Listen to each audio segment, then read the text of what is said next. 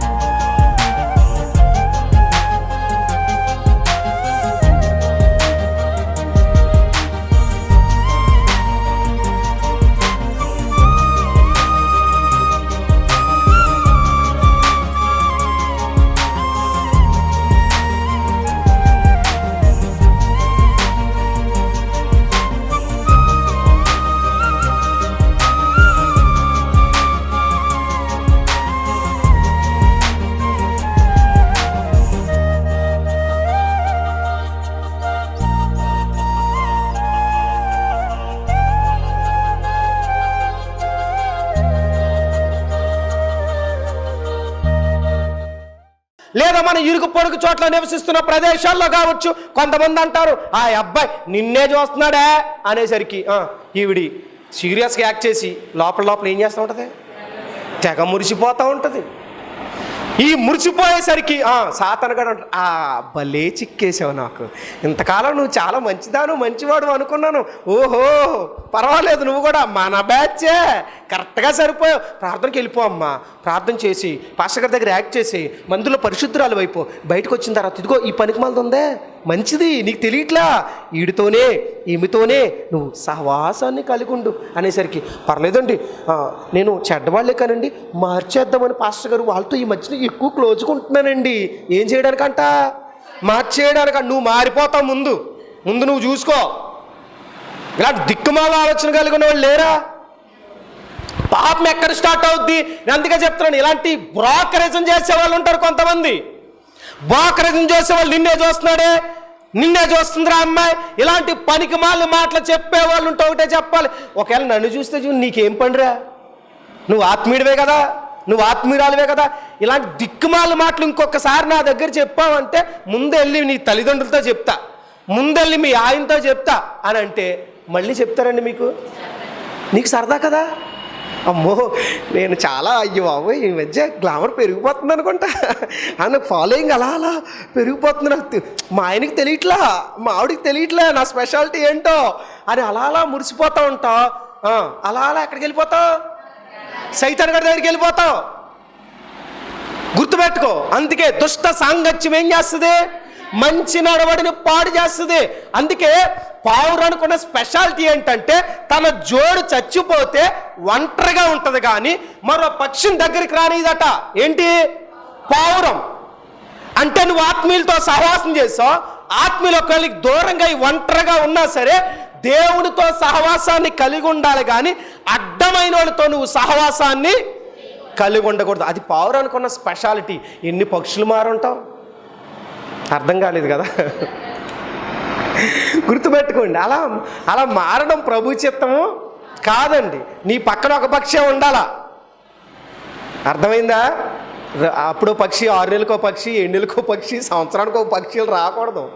నువ్వు పావురాన్ని చచ్చే వరకు అలా ఒంటరిగానే చచ్చిపోవాలి తప్ప ఒంటరిగా ఉంటున్నానండి అందుకే ఇంకో పక్షిని పెంచుదాం అనుకుంటున్నానండి. పెంచకో, నేను పెంచమని ఎవరు చెప్పలేదు, దేవుడు ఒంటరిగా ఉండమన్నాడు.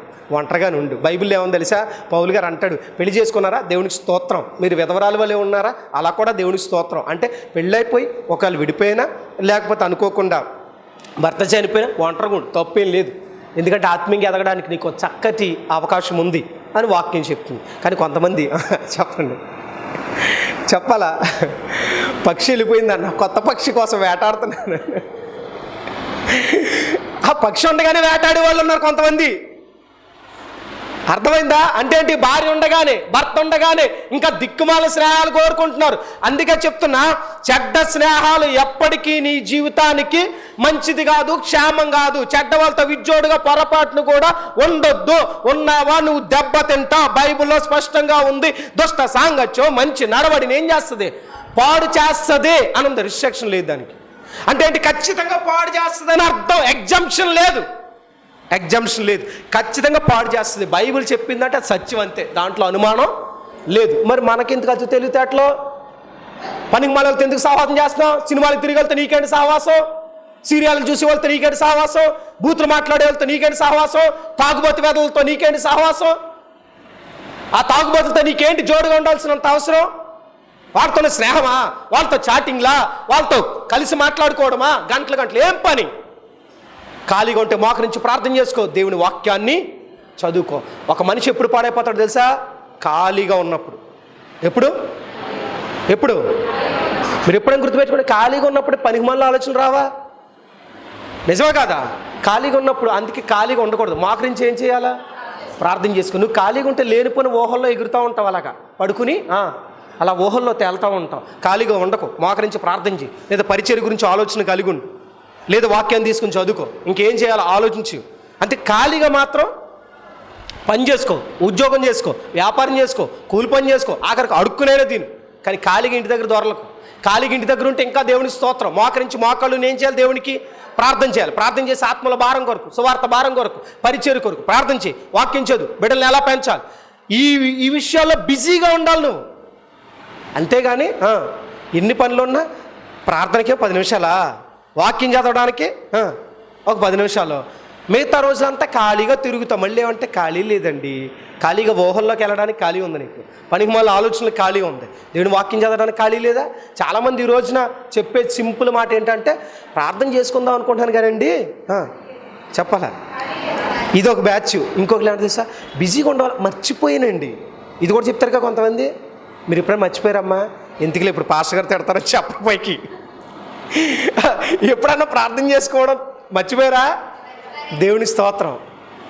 అలా ఒకవేళ నిజంగా మర్చిపోయి ఉంటే తిండి తింటే మర్చిపోతారు ఎవడన్నా? అస్సలు మర్చిపోరు. సమస్య లేదు అలా కదా. అలాంటిది వాక్యం ఎలా మర్చిపోతాం? ప్రార్థన ఎలా మర్చిపోతాం మనం? దేవుని సమయం అంటే ప్రార్థనకి ఎంత సమయం ఇస్తున్నాం? వాక్యానికి ఎంత సమయం ఇస్తున్నాం? వాక్య ధ్యానం చేయడానికి ఎంత సమయం ఇస్తున్నాం? బైబిల్ ఏముంది తెలుసా? దేవారాత్రములు దేవుని వాక్యమును ధ్యానించువాడు ఎప్పుడైనా ఉంది అంటే ధ్యానించడం అంటే ఎప్పుడు బైబిల్ పట్టుకుని చదువుతూ ఉండడా? మరేంటి చెప్పాలి గట్టిగా? హృదయంలో ఏం చేయడం? ధ్యానిస్తూ ఉండాలి. ఉదాహరణకి ఇప్పుడు ఈరోజు వాక్యం పవర్ గురించి చెప్పుకున్నాను అనుకున్నాను. ఈ వారంలో నువ్వు పొద్దున వాక్యం చదువుకోవాలి, లేకపోతే వాక్యం అన్నా ఈ వాక్యం గురించి నువ్వు ధ్యానం చేస్తూ ఉండాలి. పవర్ మాల నేను ఇలా ఉండాలి, ఇలాంటి లక్షణాలు కలిగి ఉండాలి, నీలో నువ్వు ధ్యానం చేసుకుంటూ ఉండాలి. అంటే ధ్యానం అంటే మనం పనులు చేసుకుంటూ ధ్యానం చేయొచ్చు. మీకు అర్థమవుతుందా? మనం నడుచుకుంటూ ధ్యానం చేయొచ్చు, మనం పరిగెడుతూ ధ్యానం చేయొచ్చు, కూర్చుని ధ్యానం చేయొచ్చు. మనకు ఎక్కడ ఎలా ఉన్నా మైండ్లో రోల్ అవడం ఉంటుందే, దాన్ని ఏమంటామంటే ధ్యానం చేయడం అంటారు. ఉదాహరణకి మీరు ఇప్పుడు మందిరానికి వచ్చారు, మందిరానికి వచ్చిన తర్వాత కూడా ఏదైనా ఆలోచన మీరు కలిగి ఉన్నారనుకోండి, మనిషి ఇక్కడే ఉంటారు కానీ మైండ్ మాత్రం ఏం చేస్తూ ఉంటుంది? ఎక్కడో రోల్ అవుతూ ఉంటుంది. అయిపోయిందా, తొందరగా అక్కడికి వెళ్తామా, టైం అయిందా లేదా, ఈరోజు ఇంటి దగ్గర మంచి కర్రీ వండుకున్నాం, ఆ ఫ్రై చల్లారిపోద్దేమో, ఎప్పుడు వెళ్తానా, ఆ లెగ్ పీస్ తినేస్తానా అని ఆలోచనలు కలిగి కూర్చుని ఉంటారు కొంతమంది. ఉండరా? దాన్నే ధ్యానం అంటారు. అంటే మనిషి ఇక్కడే ఉన్నాం, మొక్కమే ధ్యానం చేస్తున్నావు నువ్వు. కొంతమంది అలాంటి వాళ్ళు ఉంటారండి. ఈరోజు అసలే స్పెషల్ కాబట్టి అది వండుకున్నా, ఫిష్ ఫ్రై వండుకున్నా, మటన్ కర్రీ వండుకున్నా, ఈ స్పెషల్ డిష్లు ఏవో వండుకున్నా, నీ ధ్యానం అంతా ఎక్కడ ఉంటుంది కదా? అలాంటప్పుడు ఏ పని చేసుకున్నా నీ ధ్యానం ఎక్కడ ఉండొచ్చు?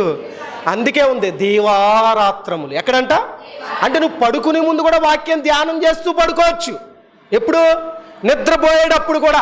కొంతమంది నిద్ర రాక అటు ఇటు కొట్లాడి సెల్ ఫోన్ పెట్టుకుంటారు కానీ వాక్యం ధ్యానం చేయరు. బాగా ఆలోచించండి. నిద్ర రాలేదండి, నిద్ర రానప్పుడు మోకలించి మీరు ఎప్పుడు చెప్తారు? నిద్ర రానప్పుడు బైబిల్ తీయండి అంటే నిద్ర వచ్చేస్తుంది. నిజమా కాదా? బైబిల్ తీయండి. మీకు బాగా నిద్ర పట్టాలంటే బైబిల్ చదవాలా? నిజమండి. అందుకే చూడండి, మీకు నిద్ర రాకుండా కొంతమంది ఏం చేస్తారంటే ఈ రోజుకి అధ్యాయం చదివేసుకున్నాను చాలు, ఇంకా ఎక్కువ చదివేసుకున్నాను ఏంటి ఒక్క అధ్యాయానికే ఫీల్ అయిపోయి పడుకొని అటు ఇటు దొరుకుతూ పొద్దున లేటుగా లేచామంటే రాత్రి నిద్రలేదన్న. ఎందుకు నిద్రలేదు? ఖాళీగా మంచం మీద పడి పంది పిల్లలా దొరలేవు కానీ వాక్యాన్ని ఏం చేయలా? ధ్యానం చేయలా. మైండ్లో ధ్యానం చేస్తే పడుకునేటప్పుడు కూడా నీ మైండ్ ఖాళీ లేకుండా హాయిగా దేవుని వాక్యాన్ని తృప్తిగా ధ్యానం చేయాలి. పశువులు చూడండి, పశువులు మేత మేస్తాయి కదా, రాత్రి పడుకుని ఏం చేస్తాయి? మీరు ఎప్పుడైనా చూడండి, ఇంతవరకు మాకు ఉండేవి. మీ నైట్ ఎప్పుడైనా అది పిల్లలు పెడతాయి కదండి, నైట్ పాలేరులతో కలిసి పొలానికి వెళ్ళేవాళ్ళం లైట్లు పట్టుకుని. అప్పుడు కూడా అది ఏం చేస్తూ ఉండి తెలుసా? అప్పుడు కూడా మీరు ఎప్పుడైనా చూడండి, పశువులు ఎప్పుడైనా చూడండి, నైట్ కూడా మీరు ఎప్పుడైనా వెళ్ళాలంటే ఎనీ టైం నోరు ఏం చేస్తూ ఉంటుంది? మీరు నోరు అనక్కర్లేదు, హృదయంలో ధ్యానం చేయండి. ఇప్పుడు నోరు అంటే పక్కన ఒక డబ్బా పెట్టుకుని తెల్లవారులు పాస్టర్ గారు ధ్యానం చేయమన్నారని తిండి ధ్యానం చేయకండి. ఈ పక్కనేమో ఒక స్నాక్, ఈ పక్కన ఒక స్నాక్ పెట్టుకుని ఇలా తిని, అలాంటి వాళ్ళు కొంతమంది పెట్టుకుంటారండి. మిషన్ ఖాళీ ఉండదు కొంతమందికి. ఫుడ్ ఎప్పుడు కూడా లిమిట్గా తినాలి, వాక్యం అన్లిమిటెడ్గా ఉండాలి. మనకి డిఫరెంట్ ఫుడ్ ఏమో మరి రాకేం చేస్తుంది? 9 నెలల కడుపులాగా వస్తుంది. మరి రాదేంటి? తినడం తగ్గించాలి. కొన్ని మామూలుగా వస్తే పర్లేదు, గ్యాస్ వల్ల వస్తే పర్లా, కానీ తెగ తినేసి వచ్చేస్తే దానికి ఏం చేస్తారు? డాక్టర్ గారి దగ్గరికి వెళ్తారు. డాక్టర్ గారు ఈ మధ్యన అలా పెరిగిపోతుందండి, బండి మీద అలా పడేసి తిరుగుతున్నానండి అంటే, తింటలేదా? చాలా తక్కువ తిన్నారు. ఎంత కేజీ అండి రోజుకి? కేజీ మాంసం, 1/2 కేజీ ఫిష్. తెగ తినే డాక్టర్ అనుకుంటాడు మనసు, రే నువ్వు విని తిని నా దగ్గరకు వచ్చారు దరిద్రుడు అనుకుని. లేదా మీకేం కాదు, పొద్దున్న గంట పరిగెట్టండి, అంత తినడం ఎందుకు, పరిగెట్టడం ఎందుకు? లిమిట్గా తినొచ్చు కదా. లిమిట్గా తింటే పరిగెట్టాల్సిన అవసరం లేదు కదా. భక్తాయాసం ఎందుకు వస్తుందండి? తెగ తినేసి దొరుకుతూ ఉంటుంది మనిషి మీద పడుకొని. కొన్నిసార్లు ఆవేశం వస్తూ ఉంటుంది, తెగ ఆవేశం వచ్చేస్తుందండి. ఎవరు తినమన్నా నిన్నంతా ఎంత ఇష్టమైనా కొంచెం ఏం చేయాలా? తగ్గించి తినాలా. ఫుడ్ ఎప్పుడు తగ్గించి తినాలా. వాక్యం ఎప్పుడు ఎలా ఉండాలా? అన్లిమిటెడ్ చదువుతూనే ఉండాలి, ధ్యానం చేస్తూనే ఉండాలి, వారం అంతా ధ్యానం చేస్తూ ఉండాలి. వాక్యం నీ హృదయంలో ఉంటే ఏ పాపము నీ దగ్గరికి చేరదు. పావురం ఎందుకు పరిశుద్ధంగా ఉంటుంది అని అంటే, ఏ చెడు, ఏ కుళ్ళు, ఏ దరిద్రం అది చూడడానికి ఇష్టపడదు. దాని కనుదృష్టి పాపము చూడలేనంత నిష్కలంకమైనది. అందుకే పావురం నిష్కలంకమైనది. దాని కళ్ళు గొవ్వ కళ్ళు అని ఎందుకు అన్నారు అని అంటే, సంఘం ఎలా ఉండాలి అని అంటే, చెడుతనాన్ని పొరపాటును కూడా దగ్గరకు చేరనివ్వకూడదు. ఇప్పుడు చెప్పండి, నీ ఆత్మీయ నేత్రాలు బాగా గుర్తుపెట్టుకోండి, పై కళ్ళు కాదు, ఆత్మీయ నేత్రాలు ఎలా ఉండాలి? గొవ్వ కళ్ళు వలె ఉండాలి. అంటే నీ హృదయం దుష్టత్వాన్ని పొరపాటును కూడా చూడకూడదు, అది నీ దగ్గరికి పొరపాటును కూడా చేరనీయకూడదు. అలా ఉంటే దేవుడు అంటాడు, నా ప్రియురాలా నీవు సుందరివి. మరలా చెప్తాడు ఆయన, నీవు సుందరివి అంటే నీ కనుదృష్టి నాకు ఇష్టం అన్నాడు. అంతే కదండి.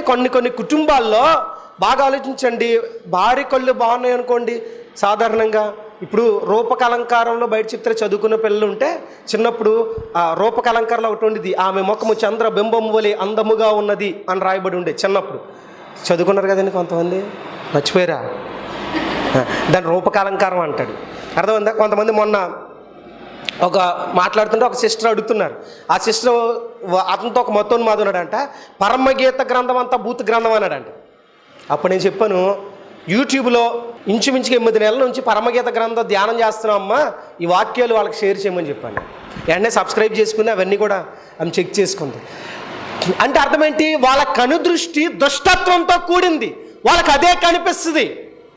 ఆ లోతైన వాక్య భావం మనకు అర్థమైన రోజున దీని యొక్క ఆత్మీయ అర్థం ఏంటో మనకు అర్థమవుతుంది. అందుకే పరమగీత గ్రంథం భూత గ్రంథం కాదు, దాంట్లో ఉన్న డెప్త్ ఏంటో, దాంట్లో ఉన్న వాక్యం ఏంటో నీకు అర్థమైతే ఈ ప్రపంచంలో ఇప్పుడు ప్రపంచానికి పరమగీత గ్రంథం చాలా అవసరం.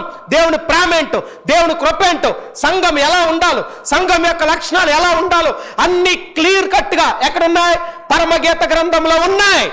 నువ్వు చదివితే దేవుడు అనేవాడు ఎలా ఉండాలో నీకు అర్థమవుద్ది. నువ్వు చదివితే ఒక విశ్వాసి ఎలా ఉండాలో అర్థమవుద్ది.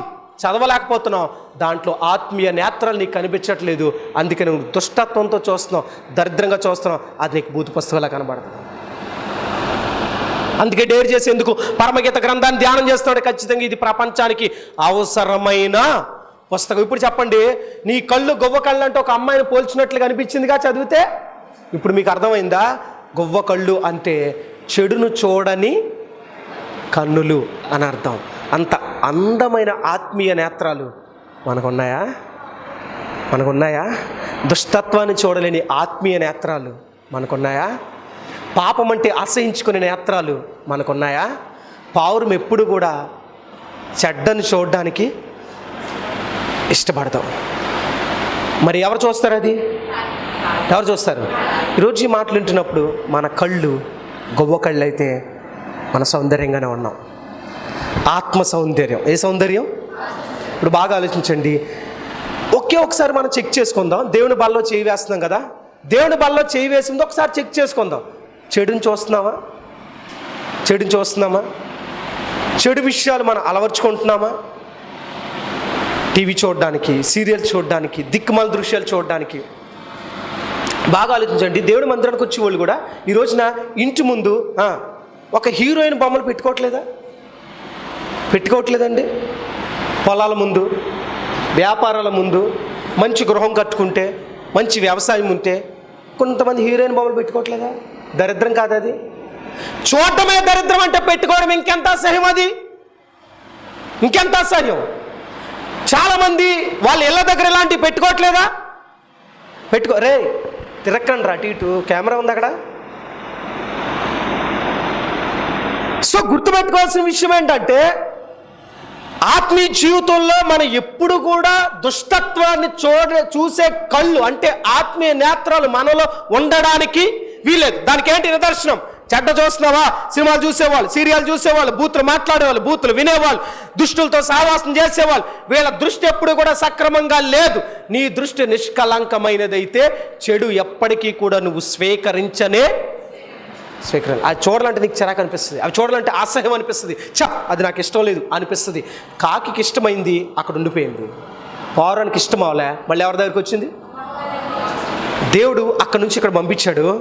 నువ్వు కాకివైతే మళ్ళా ఇక్కడి నుంచి నరకానికి వెళ్తావు తప్ప దేవుని దగ్గరికి మాత్రం. అదే నువ్వు ఆత్మీయురాలు అయితే, పావురం వంటి లక్షణాలు నీలో కలిగి ఉంటే నువ్వు మళ్ళీ ఎవరి దగ్గరికి వెళ్తావు? మళ్ళీ భూమి మీద పంపించింది ఎవరు? మళ్ళీ మనం ఎవరి దగ్గరికి వెళ్ళాలా? దేవుని దగ్గరికి వెళ్ళాలంటే లోకంలో ఉన్న ఏ దుష్టత్వము కూడా మనలో ఉండడానికి.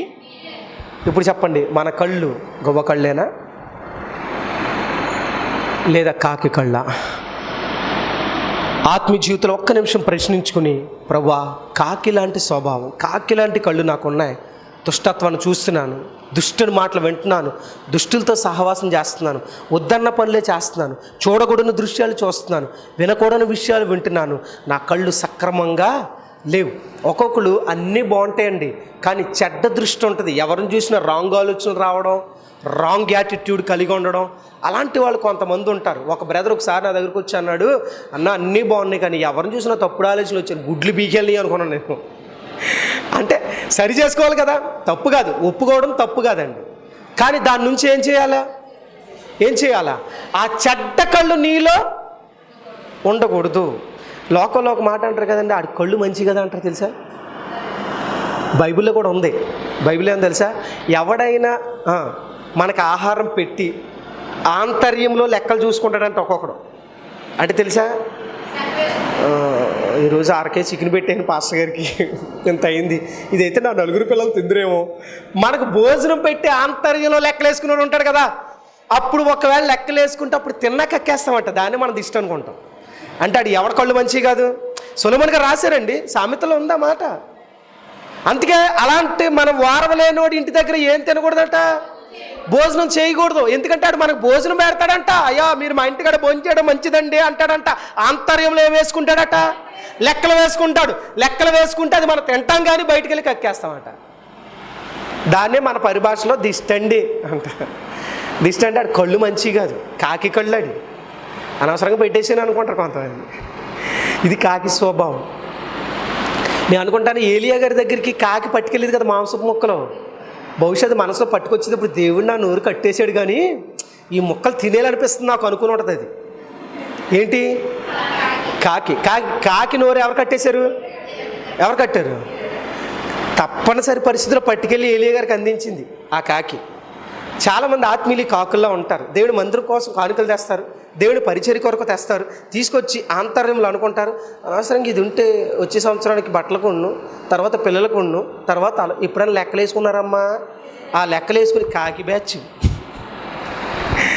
అంటే ఏంటి? దేవునికి పరిచర్యకు, దేవుని సేవకు నువ్వు ఖర్చు పెట్టి నువ్వు ఎప్పుడూ కూడా ఆంతర్యంలో నువ్వు లెక్కలు వేసుకుంటే నువ్వు ఖర్చు పెట్టినంత పాడైనట్టే, నువ్వు పడిన శ్రమంతా పాడైనట్టే, నువ్వు చేసిన పరిచర్య అంతా పాడైనట్టే.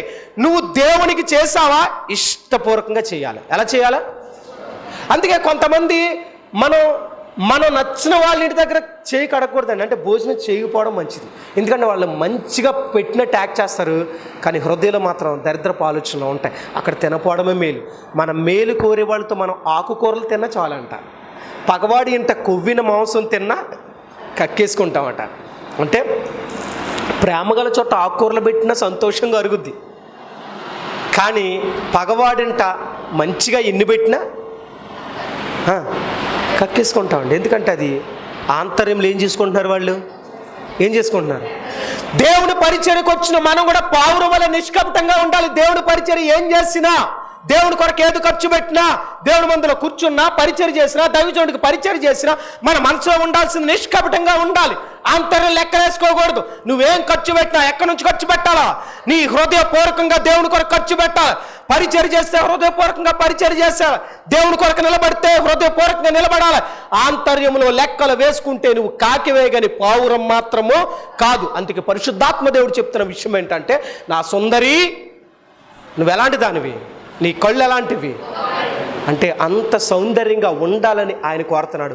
మన ఆత్మీయ నేత్రాలు అంత సౌందర్యంగా ఉంటే దేవునికి ఎంతో ఎంతో అంటే మన కళ్ళు బాగుంటే నీ కుటుంబంలోకి నచ్చొచ్చు, కానీ ఆత్మీయ నేత్రాలు బాగుంటే ఎవరికి నచ్చుదాం? లోకల మనుషులకు నచ్చడం ముఖ్యమా, దేవునికి నచ్చడం ముఖ్యం? అంతే కదండి. సర్వేంద్రియానం నయనం ప్రధానం అని అంటారు. అంటే అన్ని ఇంద్రియాల్లో కూడా కదా. అలాగే ఆత్మీయ నేత్రాలు ఇంకా ప్రధానమైనవి. అంటే మన కళ్ళు ఏం చేయకూడదు. అందుకే మత్తయి సువార్తికుడు ఏం రాశాడు తెలుసా? ఒక స్త్రీని మోహపు చూపుతో చూసినప్పుడే ఆమెతో ఏం చేసినట్టు అన్నాడు. అంటే నీ చూపు చెడ్డగా చూడకూడదని అర్థం. వాళ్ళని తప్పుగా ఊహించుకోకూడదు, తప్పుగా ఆలోచన కలిగి ఉండకూడదు. అలాంటి ఆలోచన కలిగి ఉన్న నువ్వేం చేసినట్టే. గొవ్వ కళ్ళు అలా ఉండవు. గొవ్వ ఎప్పుడు కూడా తేటగా ఉంటాయి, పరిశుద్ధంగా ఉంటాయి, పవిత్రతకు సూచనగా ఉంటాయి. మరొక గొవ్వను తన పక్కన పొరపాటును కూడా ఊహించుకోదు. తన జోడి అయిన గువ్వనే తప్ప మరొక గువ్వ తన పక్కన చేరడానికి అది ఇష్టపడనే. సో ఈ మధ్యాహ్నం ప్రశ్నించుకుందాం, మార్చుకుందాం, మోకరిద్దాం, ప్రార్థన చేద్దాం. ఒక్క నిమిషం. పావురం గురించి ఇంకా చాలా లక్షణాలు ఉంటాయి, ఇంకా ఎదర అధ్యాయాలు ఉంటాయి, కాబట్టి అప్పుడు మనం ధ్యానం చేస్తాం. ఇప్పుడు మాత్రం ఒక్క నిమిషం ప్రశ్న. మన కళ్ళు ప్రాముఖ్యంగా ఆత్మీయ నేత్రాలు ఎలా ఉన్నాయి చిన్నగా ప్రశ్నించుకుందాం. దేవా, చెడు చూస్తున్నానా, చెడు అలవాట్లు చూస్తున్నానా, చెడు దృశ్యాలు చూస్తున్నానా, ఎదుటి వాళ్ళని చెడు చూపుతో చూస్తున్నానా, ఏదైనా పెట్టి చెడు చూపుతో ఆలోచన చేస్తున్నానా? ఇలాంటి కాకి వంటి స్వభావం నాలో ఉందా ప్రభా? లేదు. నువ్వు కోరుతున్నావు ప్రియురాలా, సుందరి సుందరి అని అంటున్నావు. ప్రభా, నేను సౌందర్యవత్తుడిగా ఉండాలని, సౌందర్యవతిగా ఉండాలని మీరు కోరుతున్నారు కదా. నా ఆత్మీయ నేత్రాలు సౌందర్యంగా లేవేమో, చెడు చూస్తున్నాను, చెడు ఆలోచన చేస్తున్నానేమో. ఈరోజు ఈ మాటలు వింటున్నప్పుడు పావురం ఎలాగ పరిశుద్ధమైన జీవితాన్ని కలిగి ఉందో, ఎలాగ చెడు చూడడానికి కూడా అది ఇష్టపడదో, చెడు లక్షణాలు కానీ, చెడు దృశ్యాలు కానీ, చెడు సంబంధమైన పరిస్థితులు నేను చూడడానికి వీల్లేదు ప్రభువా అని చిన్న తీర్మానం చేసుకుందాం. ఆల్రెడీ నువ్వు మందిరానికి, నోవాహు దగ్గర కాకి ఉంది, నోవాహు దగ్గర పావురం ఉంది. ఈరోజు నువ్వు మందిరానికి వెళ్తున్నావు, నీ తోటి వాళ్ళు మందిరానికి వెళ్తున్నారు, నీ తోటి వాళ్ళు వాడబడుతున్నారు, నువ్వు వాడబడట్లా. కారణం ఏంటి? కాకి వంటి స్వభావాన్ని కలిగి ఉన్నావా? పావురం వంటి స్వభావాన్ని కలిగి ఉన్నావా? దుష్టులతో విజ్జోడుగా ఉంటున్నావా? నీ జీవితం నాశనం కాబోతుంది, జాగ్రత్త. నీ కళ్ళు గొవ్వ కండ్లు మాదిరిగా ఉండాలని దేవుడు ఆశ. అంత స్వచ్ఛమైనవిగా, అంత పరిశుద్ధమైనవిగా లేకపోతే చిన్న ప్రార్థన చేయి. ప్రభువా, నా చూపును మార్చుకుంటా, నా ఆలోచన విధానాన్ని మార్చుకుంటా ప్రభువా అని చెప్పి చిన్న ప్రార్థన చేయి. నీ కొరకు ఒక దైవజనుడిగా నేను ప్రార్థించడానికి ఇష్టపడుతున్నాను. మహాపరిశుద్ధుడా, నీ పరిశుద్ధనామని ఈరోజు మీరు తెలియపరిచి లేఖన సత్యలు బట్టి స్తుతిస్తున్నాం, గణపరుస్తున్నాం. మాతో మాట్లాడుతూ వచ్చిన దేవా, మీకు లెక్కలేని స్తోత్రాలు. అవును దేవా, మేము ఎలా ఉండాలని మీరు కోరుతారంటే సౌందర్యంగా ఉండాలని మీరు కోరుతున్నారు ప్రభువా. మా ఆత్మీయ నేత్రాలు దుష్టత్వము చూడలేనంత నిష్కలంకముగా ఉండాలని మీరు కోరుతున్నారు. అవును ప్రభువా, గువ్వ కళ్ళు పరిశుద్ధమైనవి, గువ్వ పనులు పరిశుద్ధమైనవి.